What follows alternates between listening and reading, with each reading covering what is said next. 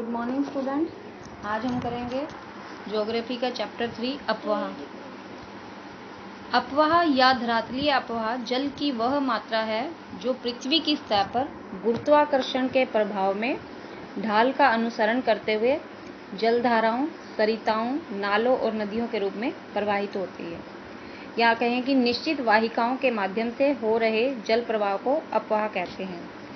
इसे और भी आसान तरीके से समझा जा सकता है कि अपवाह का अर्थ है किसी क्षेत्र के नदी तंत्र से होता है या किसी भी एरिया के रिवर सिस्टम को डिस्क्राइब करता है। इसके बाद हम जानेंगे ड्रेनेज बेसिन। ड्रेनेज बेसिन क्या होता है, अपवाह बेसिन क्या है। ये अलग अलग डायरेक्शन से निकलकर छोटी छोटी स्ट्रीम जब मेजर रिवर बनाती हैं तो उसे ड्रेनेज बेसिन कहते हैं और अंत में यह लेक, सीज, ओशन में जाकर मिलती हैं और यह एक सिंगल ड्रेनेज सिस्टम बनाती हैं। इसके लिए और भी हमें कुछ मुख्य बिंदुओं को समझना होगा, जैसे कि जल विभाजक क्या होता है। वह उच्च भूमि या पर्वत जो पड़ोसी अपवाह द्रोणियों को अलग करता है जल भाजक या विभाजक कहलाता है। इसी तरह से वितरिकाएं क्या होती हैं। वितरिकाएं वे होती हैं जो नदी की मुख्य जल धारा से परे होकर बहती हैं।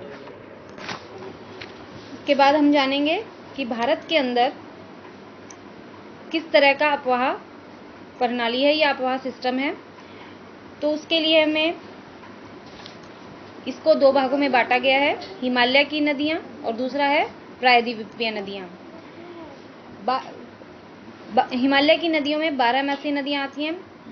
इन्हें 12मासी नदियां इसलिए कहा जाता है क्योंकि इनमें साल भर पानी रहता है। इन्हें पेरेनियल रिवर के नाम से भी जाना जाता है।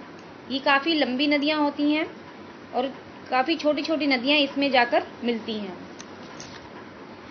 भारत के अंदर 3 तरह की जो हिमालय की नदियां हैं वो है, पहला है इसमें सिंधु नदी तंत्र, ब्रह्मपुत्र नदी तंत्र और गंगा नदी तंत्र। इन अलग अलग नदी तंत्रों को समझने से पहले हिमालय की नदियों की कुछ विशेषताओं को जानेंगे।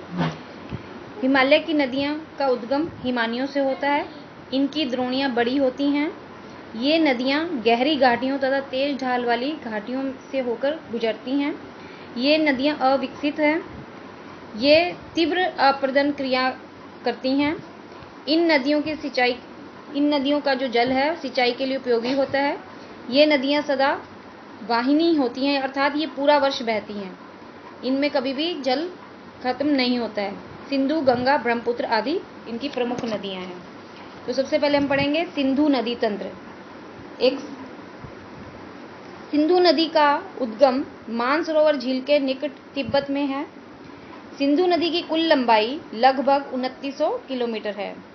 इसकी मुख्य नदियां जो हैं सतलुज, व्यास, रावी, चेनाब तथा झेलम हैं। सिंधु नदी के मैदान का ढाल बहुत ही धीमा है। सिंधु विश्व की सबसे लंबी नदियों में से एक है। इसके बाद हम जानेंगे ब्रह्मपुत्र नदी तंत्र और इसकी विशेषताएं। ब्रह्मपुत्र तिब्बत से निकलकर हिमालय के समानांतर पूर्व की ओर बहती है तथा अरुणाचल प्रदेश से भारत में प्रवेश करती है। इस बिंदु पर यह दिबांग और लोहित से मिलती है। तिब्बत में इस नदी में जल एवं सिल्ट की मात्रा बहुत ही कम मात्रा होती है, परंतु भारत में इसमें जल एवं सिल्ट की मात्रा बढ़ जाती है।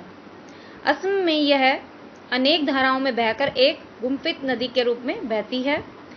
ब्रह्मपुत्र नदी में सिल्ट निक्षेपण की मात्रा बहुत अधिक होती है।